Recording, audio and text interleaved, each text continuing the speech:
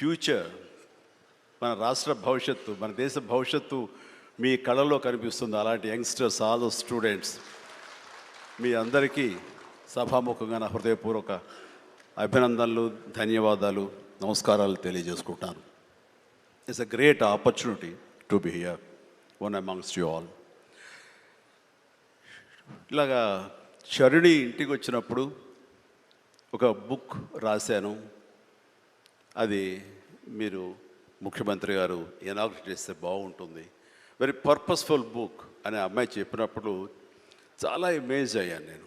ఆ బుక్ని క్లుప్తంగా నేను 4-5 పేజీలు చూసినప్పుడు నాకు ఎప్పటి నుంచో ఇలాంటి పర్సనాలిటీ డెవలప్మెంట్ మీద, అలాగే సీక్రెట్ అనే ఒక బుక్ ఉండేది. అది ఎన్నో దశాబ్దాలు, 2-3 దశాబ్దాల ముందే ఆ బుక్ నేను చూడటం నాకు జరిగింది, తటస్థపడింది. అప్పుడు ఇంకా ఇండియాలో రాలేదు ఆ బుక్, దాని ట్రాన్స్లేషన్ కానీ దాని వీడియో నేను చూడటం జరిగింది. ఆ బుక్లో చెప్పిన ఎన్నో విషయాలు నాకు తెలుసో తెలియకనో నాకు నేనుగా అనుకున్న అవన్నీ ఆచరించడం మొదలుపెట్టాను నేను. అది నాకు ఎంతో హెల్ప్ అయింది. ఓ ఇలా ఉంటుందా అన్నది. సో తను అడిగిన ప్రశ్న కానీ ఇందాక గౌరవ ముఖ్యమంత్రి గారు చెప్తున్న దానికి మైండ్ సెట్ షిఫ్ట్ అనేది అత్యంత అవసరం. మనం ఒక గాడిన పడి అదే ధోరణిలో ఒక గానుగెద్దులాగా కష్టపడతాం. ప్రతి వాళ్ళు కష్టపడతారు. బట్ ఆ కష్టపడటంలో స్మార్ట్గా కష్టపడతారా, హార్డ్ వర్క్ తోటి వాళ్ళు కష్టపడుతున్నారా అనే దాని మీద మనం ఆలోచించుకుంటే కనుక చాలామంది ఇలాంటి అవేర్నెస్ లేక, ఇలాంటి శరణి లాంటి వాళ్ళు ఇచ్చేటువంటి పుస్తకాలు వాళ్ళకి గైడ్ చేయక, లేకపోతే గురువులు గైడ్ చేయక, లేకపోతే వాళ్ళుగా ఆ షిఫ్ట్ అనేది తెలియక అదే గానుగెద్దులాగా అదే కష్టంతో అలాగే జీవితాన్ని వెళ్ళదీసే వస్తారు. అట్లాగే ఏదో టైంలో రిటైర్డ్ అయిపోతారు, జీవితం చాలిస్తారు, ఇది చాలు ఈ జన్మకి ఇంతే అనుకుంటారు.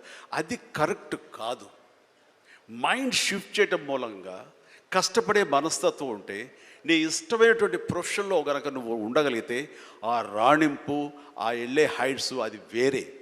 అంటే ఉదాహరణకి నేను చెప్పుకుంటే నా గురించి సాదాసీదా కుటుంబంలో పుట్టి ఒక మామూలుగా ఒక డిగ్రీలో యావరేజ్ మార్కులతో చేసిన తర్వాత ఏం చేయాలి, ఎలా చేయాలి అని అనుకుంటే నా తల్లిదండ్రులు నన్ను గైడ్ చేసేంత నాలెడ్జ్ కూడా వాళ్ళకి లేదు. అలాంటి టైంలో నాకు అనిపించింది, నాకు చిన్నప్పటి నుంచి ఇంట్రెస్ట్ యాక్టింగ్. 10th క్లాస్ చదువుతున్నప్పుడు ఒక డ్రామా వేశాను, బెస్ట్ యాక్టర్ వచ్చింది. కాలేజ్ డేస్లో ఇంకో డ్రామా వేశాను, అది బెస్ట్ యాక్టర్ వచ్చింది. అది documented, it's that full proof. So నాకు అనిపించింది, ఓహో మనలో గొప్ప నటుడు ఉన్నారనమాట, మనం కనుక ట్రై చేస్తే సినిమా ఇండస్ట్రీలో ఒక లెవెల్లో ఉండొచ్చు అనమాట. ఎందుకు వెళ్ళకూడదు మనం సినిమా ఇండస్ట్రీకి అని అనగానే ఎవరితో మాట్లాడినా సరే, ఏ సినిమా ఇండస్ట్రీ తక్కువ అనుకుంటున్నావా, నీకు తెలిసిన వాళ్ళు ఉన్నారా, నువ్వు వెళ్ళగానే పెద్ద గొప్ప అందగాడేవా, నేను వెల్కమ్ చేసేస్తారా అంటూ అందరూ నెగిటివ్గానే అనేవాడు. అదే సహజం. ఎందుకంటే ఇండస్ట్రీకి వెళ్ళి పాడైపోయిన వాళ్ళు అధిక సంఖ్యలో కనబడుతున్నప్పుడు నేను ఎక్కడో లింగులు ఇటుకుమంటూ నర్సాపురం, మొగల్తూరు ఆ ప్రాంతం నుంచి నేను వెళితే కనుక ఎంకరేజ్ చేసే భలే ఉన్నారో వెళ్ళరా అనేవాళ్ళు ఎందుకు ఉంటారు. కానీ లోపల నా తపన అంతా ఖచ్చితంగా వెళ్తే వెళ్ళాలి అనిపించింది. అదే విషయం అమ్మా నాన్నలు చెప్పాను. నేను మైండ్ షిఫ్ట్ గురించి మాట్లాడుతున్నాను. అమ్మా నాన్నలు చెప్తే, నువ్వు వెళితే నీకు ఇంట్రెస్ట్ ఉంటే వెళ్ళు, కానీ ఏదైనా జరగచ్చు, రేపు నువ్వు రాణించవచ్చు, రాణించకపోవచ్చు. అలాంటి పరిస్థితుల్లో టైం వేస్ట్ కాకుండా ఇంకో కోర్స్ కూడా చేస్తే, నువ్వు చెన్నై వెళ్తానంటున్నావు, నీ ఫిలిం ఇన్స్టిట్యూట్ ట్రైనింగ్తో పాటు ఇంకో కోర్స్ కూడా చేస్తే బాగుంటుంది కదా. సపోజ్ ఇది రాణించలేదు, ఇంకో దాంట్లోకి వెళ్తావు, టైం వేస్ట్ కాదు అంటే వాళ్ళ మాట కాదనలేక, ఏమో బొమ్మ పైకి సిరితే కాయిన్ బొమ్మ పడవచ్చు, బొలుసు పడవచ్చు, జీవితంలో ఇది మనం ఊహించి చెప్పలేం అనే ఉద్దేశంతో నేను ఏం చేశానంటే, ICWI institute of cost accountants and works of India, ఇది ఎగ్మూర్లో ఉంటుండేది చెన్నైలో. అక్కడ నైట్ కాలేజీ చేస్తూ పగలంతరేమో ఫిలిం ఇన్స్టిట్యూట్లో ట్రైనింగ్ తీసుకుంటూ అలాగా 2 జోడు గుర్రాల స్వారీ, లేదా 2 పడవల మీద ప్రయాణం చేయడం ప్రయత్నం చేశాను. కానీ ఎక్కడో నాకు ఇష్టం లేనిది, అంతంత మాత్రంగా తప్పదని చేయబడ్డటువంటి ICWI కోర్స్ మీద నాకు నిరాశక్త కలిగింది. దాన్ని నెమ్మదిగా దానికి తెలియదుకాలు ఇచ్చేసి వదిలేశాను. ఆ తర్వాత ఫిలిం ఇన్స్టిట్యూట్లోనే నేను ఏమైనా చేయాలి, చావో రేవో బతుకో చావు ఇక్కడే ఉండాలి, మనం ఇందులో చేయాలి. ఎప్పుడైతే నేను ఒక డెసిషన్ తీసుకున్నానో, నన్ను నేను ప్రూవ్ చేసుకోవడానికి నేను కష్టపడి పనిచేయాలి, నేను ఇందులో సాధించాలి, ఏమైనా అయ్యి తీరాలి అంటూ చాలా స్ట్రాంగ్గా నేను అనుకున్నాను. లేకపోతే నాకు జీవితం లేదు అనుకున్నాను.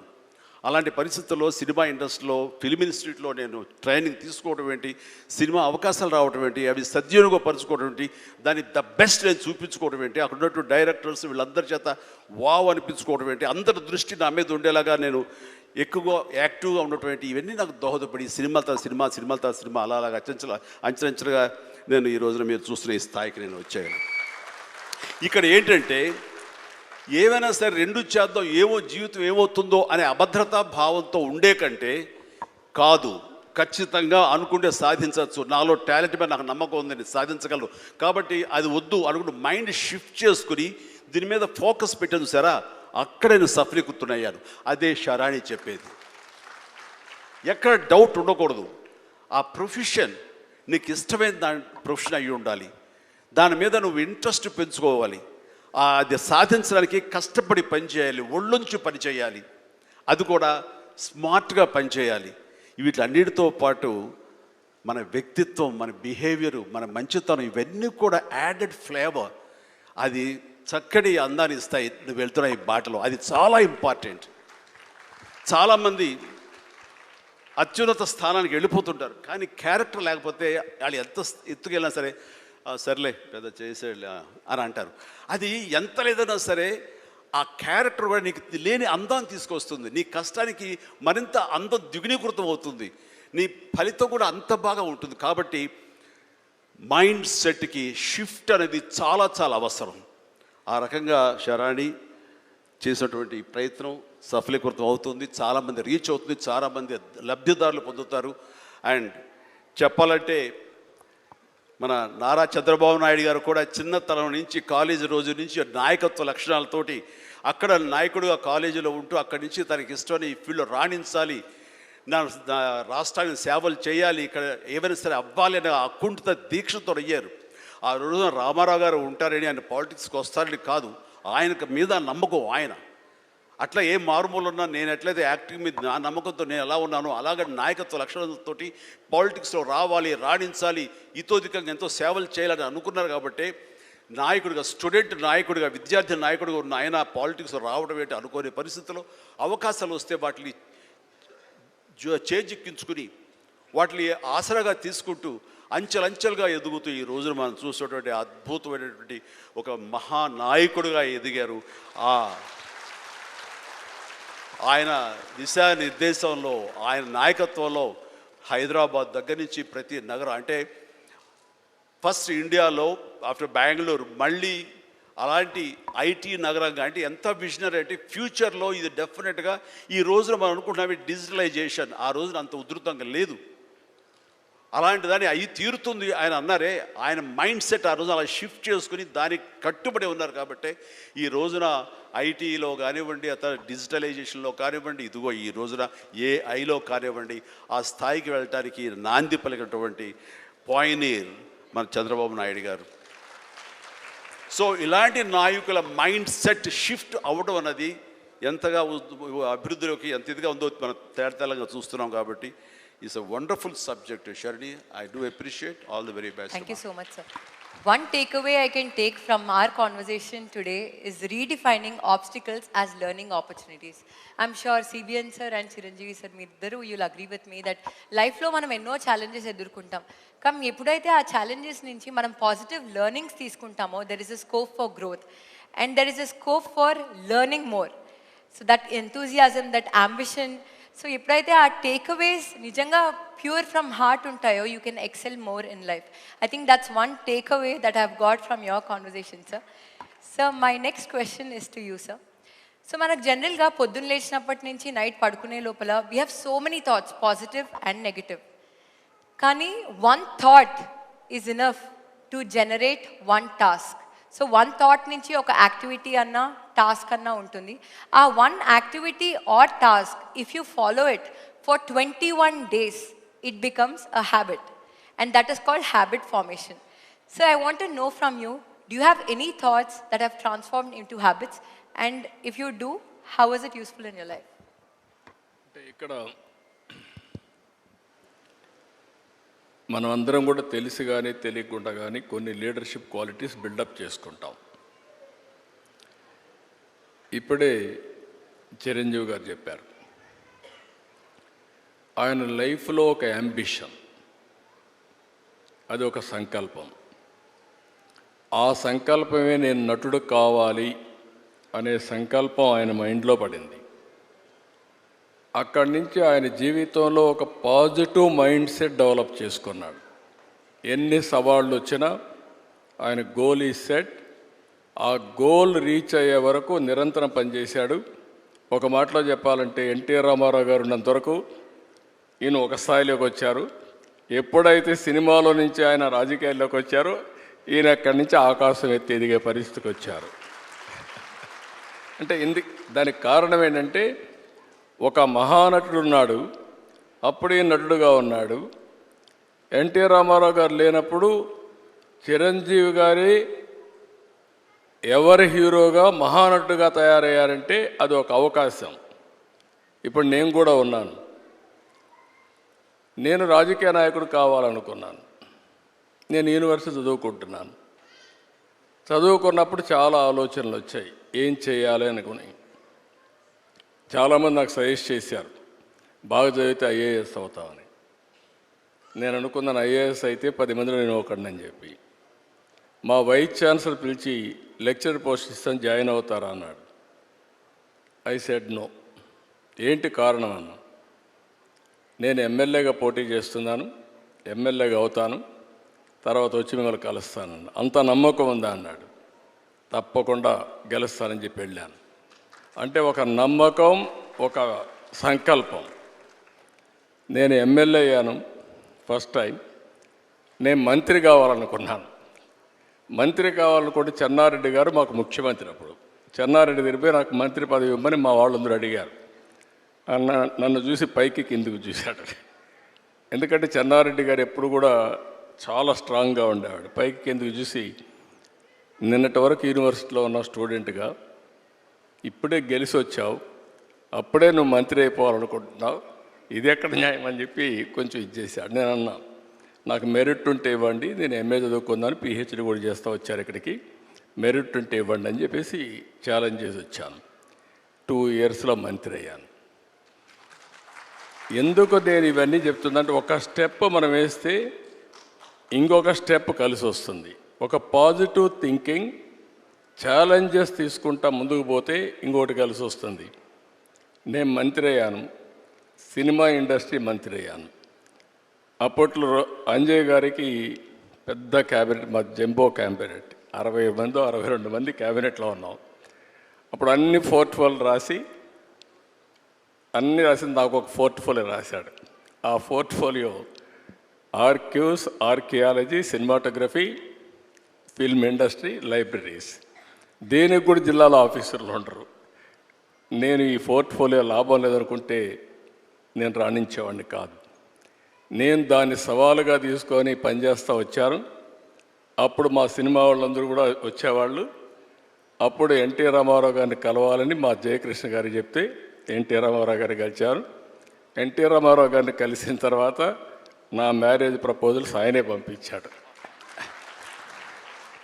అంటే ఒక్కొక్కసారి, అందుకే నేను చెప్పాను చిరంజీవి గారికి కానీ మాకు కానీ, చిరంజీవి గారు ఒక సాధారణ కుటుంబంలో వచ్చారు. సినిమా అంటే తెలియదు ఆయనకు అప్పటికి, సినిమాలో ఎవరు లేరు. కానీ సంకల్పం అనేది చాలా, ఈయనకే కాకుండా ఎన్టీఆర్ కూడా అంతే. ఎన్టీఆర్ చిన్నప్పుడు ఆయన జీవితం చూస్తే కష్టపడే పైకి వచ్చాడు. ఒకరోజు ఆయన ఒక స్టోరీ చెప్పాడు నాకు. విజయవాడలో ఉండేవాడు, చదువు కోసం వాళ్ళ గ్రాండ్ మదర్ని తీసుకొచ్చి, చదువు కోసం ఆవిడ వచ్చి ఒక పూరిల్లు, సెంటర్లో ఒక పోలు, ఒక గుడిసేసుకొని ఇక్కడ ఉండేవాళ్ళు. రాత్రి వర్షం వచ్చింది. వర్షం వస్తే గాలి కూడా, ఇక్కడ అప్పుడప్పుడు తుఫాన్లు వస్తాడు, గాలి కూడా కొట్టింది. ఆ ఇల్లు పడిపోతే ఇల్లు లేదు. రాత్రంతా ఆ పోల్ పట్టుకొని కూర్చున్నాడు. మార్నింగ్ వరకు నిలబెట్టుకున్నాడు. అంటే ఒక మనిషి యొక్క దృఢ సంకల్పం ఏ విధంగా పనిచేస్తుందో వారి జీవితమే ఒక ఉదాహరణ. అది ఆయన జీవితంలో జరిగిన నిజమైన సంఘటనలు ఇలాంటివి చూస్తే ఒక సంకల్పంతో ముందుకు పోయారు. అందుకే ఇప్పుడు కాదు, రేపు కాదు, ఎప్పటికైనా సరే చిరంజీవి గారికి ఉండే పేరు చిరంజీవి గారికి ఉంది. పౌరాణిక పిక్చర్లో మళ్ళీ ఎవరన్నా రాణించాలంటే ఎన్టీఆరే పుట్టి మళ్ళా నటిస్తే తప్ప వేరే వాళ్ళకి సాధ్యం కాదు. రాజకీయాల్లో కూడా ఆయన ఉండింది చాలా తక్కువ సమయం, 12 సంవత్సరాలు. ఒక చరిత్ర సృష్టించారు. అంటే ఆ సంకల్పం అనేది అలాంటి సంకల్పం. అందుకని మీరు చెప్పినప్పుడు అందరికి కూడా ఒకటే నేను విజ్ఞప్తి చేస్తున్నా, పాజిటివ్ థింకింగ్ ఈజ్ ఇంపార్టెంట్. ప్రతి ఒక్క వ్యక్తికి ఛాలెంజెస్ రాకుండా ఉండవు, లైఫ్లో క్రైసిస్ రాకుండా ఉండవు. నాకైతే నా జీవితంలో దేశంలో ఏ రాజకీయ నాయకుడు ఫేస్ చేయలేని క్రైసిస్ ఫేస్ చేశా. ప్రతి ఒక్క సంక్షోభాన్ని ఒక అవకాశంగా తీసుకున్నా, అక్కడి నుంచి ఇంకా పైకి లేసి వచ్చాను తప్ప ఎక్కడ ధైర్యపడలేదు. అలాంటి చేయగలిగితే ఆకాశమే హద్దుగా ఎదిగే పరిస్థితి వస్తుంది. ఒక మహాత్మా గాంధీ, ఒక సాధారణ కుటుంబం, ఒక అంబేద్కర్ గారు, ఒక మామూలు కుటుంబం. ఇప్పుడు మనమైనా బెటర్. అంబేద్కర్ గారిని చూస్తే అంటరానితనం, చాలా అవమానాలు అన్ని భరించి కడాన జీవితంలో మీరు చూస్తే ఒక రాజ్యాంగాన్ని రాసి చిరస్థాయిగా భావితరాలకు ఆదర్శంగా ఉండిపోయే పరిస్థితికి వచ్చారంటే అది ఆయన యొక్క మైండ్ సెట్, ఆయన అవలంబించిన విధానం. ఇలాంటి చెప్పుకుంటూ పోతే అబ్దుల్ కలాంను మొన్నే చూసాం. ఒక ఆర్డినరీ పర్సన్, ఒక ఎక్స్ట్రాడినరీ మైండ్ సెట్తో ముందుకు పోయాడు. దేశం మెచ్చే అధ్యక్షుడయ్యే పరిస్థితికి వచ్చాడు. I'm very happy. ఛాలెంజెస్ వస్తూ ఉంటాయి. ఇక్కడ కూడా నారాయణ ఇన్స్టిట్యూట్ చూస్తున్నాను. ఎవ్రీ ఛాలెంజ్ని ఒక ఆపర్చునిటీగా కన్వర్ట్ చేసుకుంటున్నారు. And you are growing further and further. I'm very happy for that. Thank you so much, sir. Your life has always been an inspiration and there's so much to take away. So one last question, sir. Meeru ee roju secretariat lo you have conducted a orientation session for all your officers on AI and machine learning. So మీ దగ్గర చాలా మంది officers పనిచేస్తూ ఉంటారు. So how do you make sure you shift their mindset and what are the measures that you take? Only advantage ఏంటంటే ఇప్పుడు మీ నారాయణ ఇన్స్టిట్యూట్లో మీ faculty members అందరినీ మీరు సెలెక్ట్ చేసుకోగలుగుతారు, కావాలంటే రీప్లేస్ చేయగలుగుతారు. నేను గవర్నమెంట్లో వాళ్ళందరినీ మార్చలేను కానీ ప్లేస్ మార్చగలుగుతాను అట్ బెస్ట్. అంటే ఈ కుర్చీ నుంచి ఇంకొక కుర్చీ, ఇంకొక కుర్చీ నుంచి ఇంకొక కుర్చీ. But same officers. 95లో నేను సీఎం అయ్యాను. 95లో సీఎం అయితే నేను కూడా ఆర్డినరీ కుటుంబంలో వచ్చాను. 6 కిలోమీటర్ల హై స్కూల్కి మీరు అదృష్టవంతులు, మీరు కానీ మీ చెల్లెలు మీ అక్క కానీ అదృష్టవంతులు. ఇంట్లో నారాయణ గారు బాగా మీకు అన్నీ చేయగలిగారు. మా జనరేషన్కి మీ జనరేషన్ నారాయణ గారిని చూస్తే ట్యూషన్ చెప్పుకుంటూ అక్కడి నుంచి నారాయణ ఇన్స్టిట్యూట్ పెట్టాలనే ఆలోచన వచ్చి నారాయణ కోచింగ్ సెంటర్ పెట్టి అక్కడి నుంచి దీన్ని ఒక కార్పొరేట్ స్థాయిలో తీసుకురావాలని ఒక ఆలోచన వచ్చి, అప్పట్లో ఎవరికి ఇలాంటి ఆలోచనలు రాలేదు. విద్య కూడా, ఎడ్యుకేషన్ కూడా ఒక సొసైటీ ద్వారా ఇన్ని రాష్ట్రాల్లో ఇవ్వగలుగుతామని నిరూపించిన వ్యక్తి నారాయణ. అదే ఆయన సంకల్పం. మీరు అన్నట్టు ఆ రోజుల్లో నాకు కూడా ఈ సమస్యలన్నీ ఉన్నాయి మా ఆఫీసర్స్లో. ఆఫీసర్స్కి అయితే అప్పుడు ఐటీ అంటే తెలియని వాళ్ళు మొత్తం. అలాంటి సమయంలో నేను హైటెక్ సిటీ కట్టాలనుకున్నాం. ఆ హైటెక్ సిటీకి బ్రెయిన్ స్టార్మింగ్ అంతా చేసిన తర్వాత ఇదే మరి అందరం కూర్చొని ఆలోచించాం. ఏ విధంగా పెట్టాలంటే డబ్బులు కూడా లేవు, మనం పెట్టలేమంటే పీపీపీ మోడల్లో ఫస్ట్ టైం పబ్లిక్ ప్రైవేట్ పార్ట్నర్షిప్లో ఎల్ఎన్టీ ద్వారా కట్టించాం. ఒక్క పైసా డబ్బులు ఖర్చు పెట్టలేదు, ఆ భూమి మాత్రం ఇచ్చాం. అది అయిన తర్వాత హైదరాబాద్లో ప్రతి ఒక్క కంపెనీ తీసుకొచ్చారు, మేము ఇచ్చింది భూమి మాత్రం ఇచ్చాం. ఈరోజు హైదరాబాద్ దేశంలో హైయెస్ట్ పర్ క్యాపిటల్ ఇన్కమ్ ఉందంటే ఆలోచనలు నాది, అమలు చేసింది అధికార యంత్రాంగం. ఆ రోజు కూడా మా సెక్రటరీలు వచ్చేవాడు, నిద్రలేస్తానే వచ్చేవారు. వేరే వేరే ఆలోచనలు తెచ్చేవారు, నేను దానికి ఒక షేప్ ఇచ్చేవాడిని, చేపించాం. ఆ రోజు హైటెక్ సిటీ ఐటీ మాట్లాడాను, మైండ్ షిఫ్ట్ అన్నారు మీరు. దానివల్ల ఐటీ ఒక స్లోగన్ ఇచ్చాను, ప్రతి ఒక్క ఇంటికి ఒక ఐటీ ప్రొఫెషనల్ ఉండాలి అని ఆ రోజు స్లోగన్ ఇచ్చాను. దాంతో చాలామంది పల్లెటూరు నుంచి వచ్చి బాగా చదివించి ఐటీ చదివించారు. అందులో నారాయణ గారిని ఇంకా అన్ని విద్యా సంస్థలను ఆ రోజు నేను ఎంకరేజ్ చేశారంటే నాకు ఒక స్వార్థం ఉండేది. ఐఐటీలో అప్పుడు చాలా అడ్మిషన్స్ వచ్చేటివి కాదు, మనకు 1% కూడా వచ్చేది కాదు. నేను వీళ్ళందరినీ పిలిపించి ఒకటి అడిగాను, మీకు ఏం కావాలని ఇస్తాను, ఆంధ్రప్రదేశ్ ఐఐటీలో నెంబర్ 1గా ఉండాలి, మీరు ఏం చేస్తారో చేయమని చెప్పి కోరాను. అట్ వన్ స్టేజ్ తెలుగు రాష్ట్రాల నుంచి 20% ఐఐటీకి వచ్చేసారు. ఇంకొక స్టేజ్కి పోతే బిట్స్ పిలానీలో 70% 65% తెలుగు వాళ్ళే ఉన్నారు. వాళ్ళకి అర్థం కాలేదు, వీళ్ళేంటి మరుగు వచ్చేసారు, ఎట్లా వస్తున్నారు వీళ్ళని. అది చూసి ఎగ్జామ్స్ ఇవన్నీ మార్కులంతా వీళ్ళు మ్యానిపులేట్ చేస్తున్నారనే ఉద్దేశంతో వాళ్ళు ఓన్ సిస్టమ్ పెడితే అప్పుడు కూడా 60% 70% వచ్చారు. అంటే అలాంటి టెక్నిక్స్ అనే నారాయణ ఇలాంటి వాళ్ళందరూ నేర్పించి మన పిల్లలకి బ్రహ్మాండంగా తీర్చిదిద్దారు. ఇక్కడ ఏమంటున్నానంటే అక్కడ నుంచి నేను ఈరోజు వచ్చినప్పుడు we are all in a inspiring period. I'm using this word. Technology బాగా మెచ్యూర్ అయిందంటే హిస్టారికల్ డేటా నాలెడ్జ్ అంతా ఉంది మన దగ్గర. ఇప్పుడు ఏఐ వచ్చింది, అదే మాదిరిగా satellite, drone, CCTV camera, IoT, sensors, లేకుంటే వేరబుల్స్ ఇవన్నీ వచ్చేసాయి. రియల్ టైం డేటా వస్తుంది, నాలెడ్జ్ ఉంది, ఏఐ టూల్స్ వచ్చాయి. ఇప్పుడు క్వాంటమ్ కంప్యూటింగ్కి వెళ్తున్నా. ఆ రోజు హైటెక్ సిటీ కట్టా, ఇప్పుడు క్వాంటమ్ వ్యాలీ అమరావతిలో తొందరలోనే స్టార్ట్ చేస్తున్నాం. చాలామందికి అప్పుడు హైటెక్ సిటీ అంటే ఐటీ అంటే అర్థమయ్యేది కాదు. ఇప్పుడు క్వాంటమ్ కంప్యూటర్ అంటే ఏంటని అడుగుతున్నారు. ఇప్పుడు కంప్యూటింగ్లో 1000 times ఫాస్టర్గా చేయగలిగేది క్వాంటమ్ కంప్యూటింగ్. అలాంటి క్వాంటమ్ కంప్యూటర్స్ పెట్టి భవిష్యత్తులో ఏఐ కూడా ఒక పిలిపిచ్చాను. ప్రతి ఒక్క ఇంట్లో ఒక ఏఐ ప్రొఫెషనల్ ఉండాలి, యూస్ కేస్ అన్న తయారు చేయాలి, లేకపోతే ఏఐ అన్న వాడుకోవాలి అని ఒక పిలిపిచ్చాను. నా ఆలోచన ఒకటి, 2047కి భారతదేశంలో అగ్రజాతిగా ఎక్కువ ఆదాయం వచ్చేవాళ్ళు ఎవరంటే దానికి తెలుగువారు చిరునామాగా ఉండాలనేది నా ఆలోచన. రెండోది, ప్రపంచంలోనే నాలెడ్జ్ ఎకానమీలో ఇన్ఫ్లుయెన్షియల్ పర్సన్స్గా తెలుగు వాళ్ళు ఉండాలని నా ఆలోచన.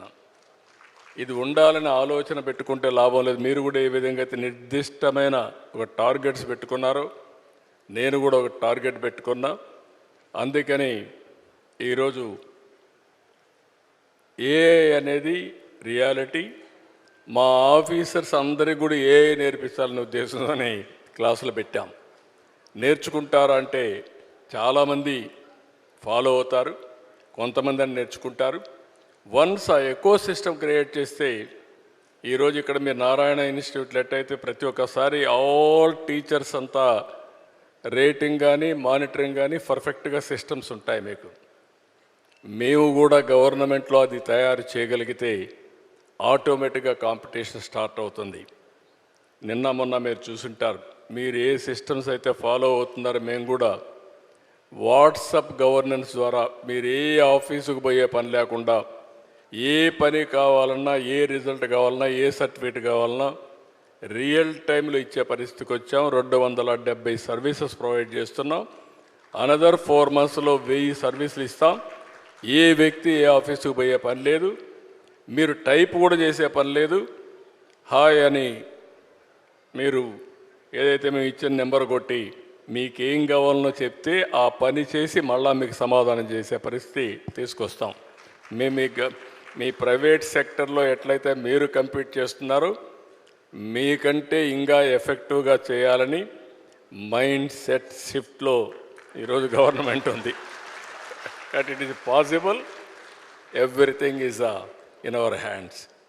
అది ఆ ప్రాక్టీస్, పాజిటివ్ మైండ్ సెట్తో మనం పోతే ఏదైనా చేయగలుగుతాం.